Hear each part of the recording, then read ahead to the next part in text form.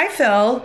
After years of debating how genetically modified foods should be labeled, there is now a new label that companies will have to use that if they're on this list of USDA foods that are bioengineered.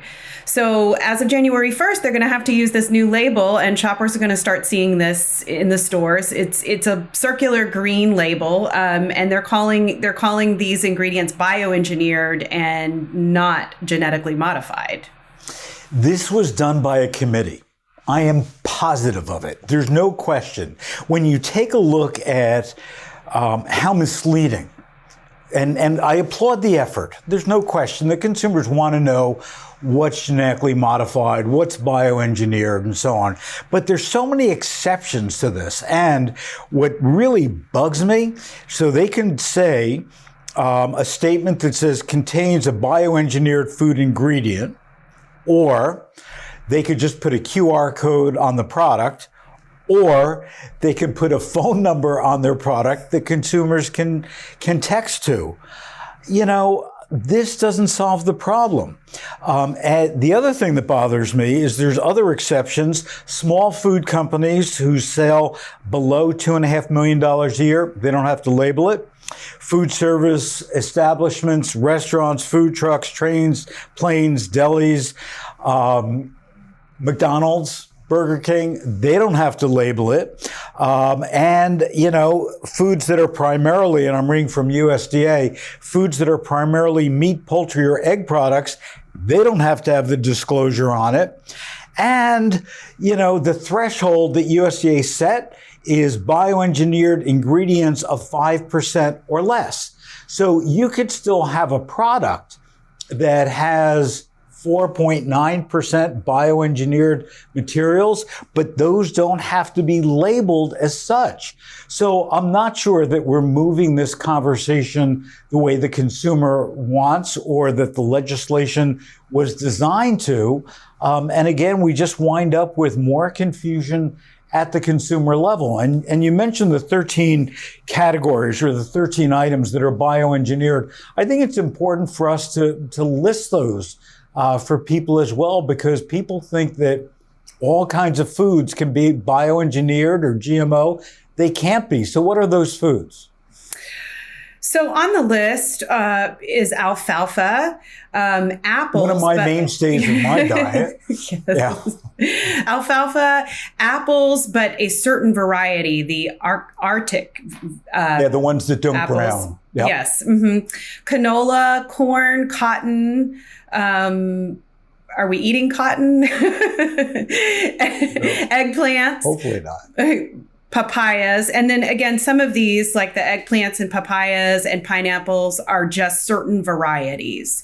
And then potatoes and the Aqua Advantage salmon, soybean, squash, and sugar beets. So we really need, I think that it's an interesting first step for the government. I think it's a misstep because, again, until we can make it simple for people, until it can be, you know, clear, we're not going to help people make good decisions. What else do we got? According to a website called Blind, I don't know if you've heard of this website, Phil, but this is an anonymous website that people can go on. It has millions of users on this platform, and they go in and they talk about their jobs, things that are going on at work. And apparently, recently, there was a big controversy on there about DoorDash with their new initiative where they want to require everyone that works there, including executives, the white collar employees, they want them to be a part of this We Dash program that will require them to spend a little bit of time actually going out delivering food. Now, this also includes two other parts to the initiative. They would experience working customer service, and they would also experience working support for merchants. So I love this idea. And I think it's really important for, I don't care what level you're at, but to be able to do things that really reinforce what your business is all about. As you know, and I think, a lot of our viewers know, pre-pandemic, I was visiting, 10 to 15 supermarkets a week, walking up and down the aisles, seeing what's going on. Now it's probably 5 supermarkets during the pandemic. Also, one of my mentors on this was really Morty Wolfson, who was one of the ShopRite owners, ShopRite of Lincoln Park, New Jersey. His son Larry, now runs it. But what Morty would do, and again, he owned this store, multi-millionaire, highly successful retailer. His job, he said, was to stand either by the door as people came in or by the courtesy counter personally and answer people's questions or show them where things were. Or if he saw a piece of paper on the floor, he would pick it up. I don't think there's any excuse for that. And what's bothering me, again, about this is how in today's world, the average person doesn't see it. So on this website, here's some of the comments that people who work for DoorDash are saying. D-Dasher says, mandatory WeDash starts from next year. An expletive. I didn't sign up for this. There was nothing in the offer letter or job description about this. Obviously, he doesn't like it. Stonk Neba. Can't tell if it's serious or a troll. If serious, then what the expletive? Not acceptable in any way. Kryptonite. Empathy for your customers, dashers, and restaurants is a good thing. Panda 319, what a fantastic push from leadership. Microsoft making a delivery might literally kill you if you get carjacked and shot. I kind of want to see this happen and see the family sue the company for like $1 billion and win, just so no company ever gets a stupid idea like this again. Last one from CL4P. Interesting idea, though. Following the same line of thought, number 1, everybody at Amazon will have to work at a warehouse once a month. Number 2, everybody at dating services will have to find a one-nighter every month. Number 3, everybody at Uber Lyft will have to taxi once a month. 4, everybody at Airbnb will have to rent their living room once a month. So even though there's some criticism about this, I got to tell you something. I applaud DoorDash. I think every company should do this. If you look at the supermarket industry, if in fact, and ShopRite Wakefern has this program for their management program, what you've got to do is you've got to spend a period of time in store working on all the various departments before you can head to the office, put on a tie, and be an executive. And frankly, I think it's the right thing to do. I think it's interesting that the point brought up about the job being dangerous, or also I saw in the comments about it would ruin my car. These are 2 issues that the company should be aware of so that we can make this job safer for people. Or what about offering, coupons to get maintenance on your car to help with those? These are great things for the CEOs to be thinking about within their company. I agree with you. And talking about safety, Hy-Vee just announced Jeremy Gosh, newly appointed president and COO. He's been there for decades. Love Jeremy. Very insightful. One of the most insightful retailers that we have in our industry today, announced last week that now Hy-Vee, because of everything that's going on with these, these mobs that are running into stores, grabbing things and running out, this thievery that's taking place, is now putting real security guards, not rent-a-cops, but either ex-cops, in their stores. I think this is a great move. They've come under some criticism from people, saying it's it's an invasion of their privacy. Hey, I want to be able to go into whether it's a Hy-Vee or any other supermarket and feel safe. Yes, and what we're hearing is that there is this big problem of retail theft, and that it's costing on average $700,000 per 1 billion in sales. That's according to the National Retail Foundation Industry Group. So it does seem like there is a problem with theft, and some other supermarkets are doing other things to stop that. Like Safeway supermarket in San Francisco is adding automatic gates, so you can't just quickly flee the store. That's really cool. I didn't know that. What happens if you get caught in that gate? What brings to mind when I was a kid in the New York City subways, they had that gate, that turnstile thing, and I remember getting caught in it. So, I wasn't trying to jump and get a free subway ride. But okay, what else do we got as it relates to home cooks and food startups? There's a great site called Shef, that's SHEF.com, that is helping home chefs get their businesses off the ground. Now, it's a little bit different from your regular food delivery. We're talking about people that are working from their homes. There have been a lot of new bills introduced in several states. I know California in particular has seen this happen, where there are less regulations for people, or it's easier for people to meet the standards to cook foods at home and sell them.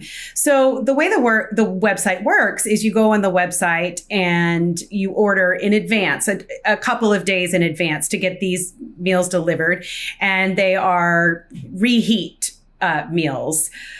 And what's really interesting to me is that they're really making a push to help immigrants and refugees make an income. So these are big users of this platform.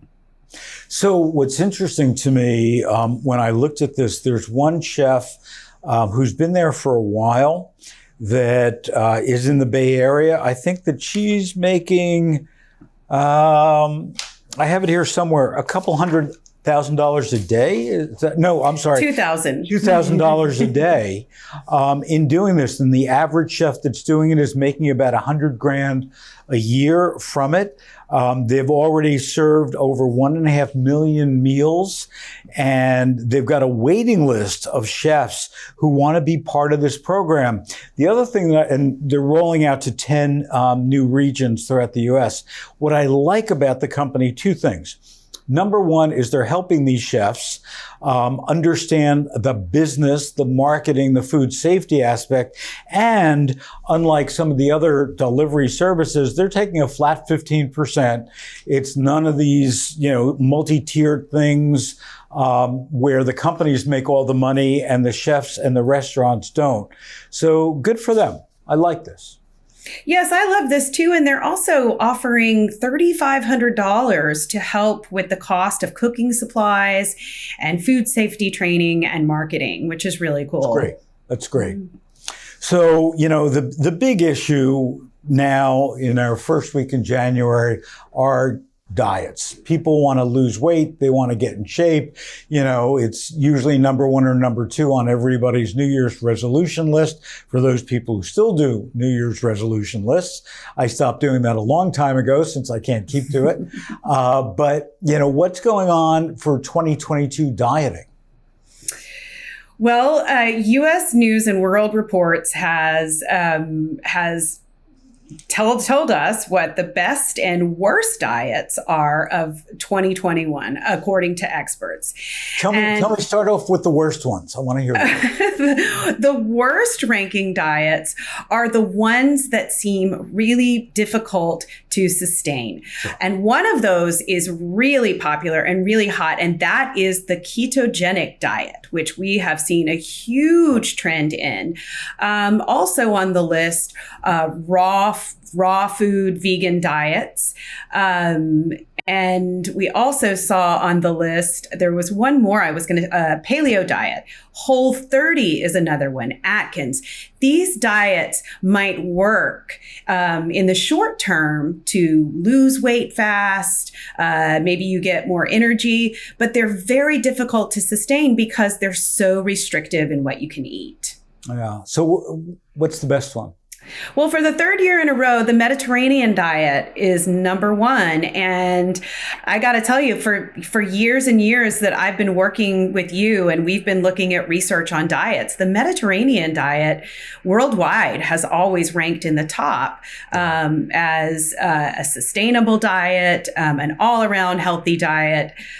We also saw really good news for the DASH diet, which is very similar to the Mediterranean diet. It is specifically designed for people with hypertension.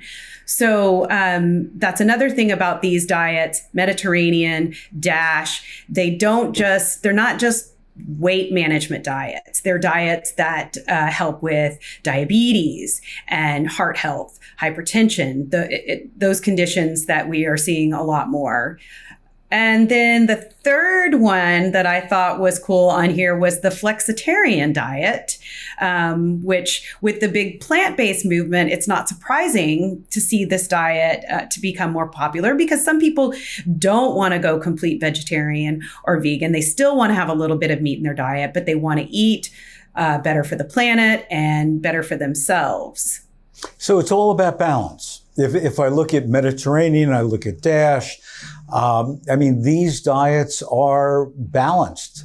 Flexitarian versus the extremes, as you talked about with Atkins or keto and so on. It reminds me of, I want to say in the 1800s, William Banting was a very prosperous person in England. He gained a lot of weight at an early age, in his early 30s. He lost his hearing. He couldn't walk, all that stuff. He went to a diet doctor. He tried just about everything, starvation diets, different, focused fruit diets and so on. And finally, this doctor helped him with what we now would call a low-fat diet or a Mediterranean diet.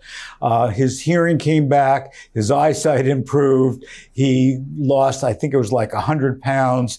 And he wrote something called the Letter on Corpulence to people. The first two editions were actually given out free. Then he teamed up and, got a publisher and they started selling them for some money. But it really stands through to today as the way to go. And there's probably two things of note that I found.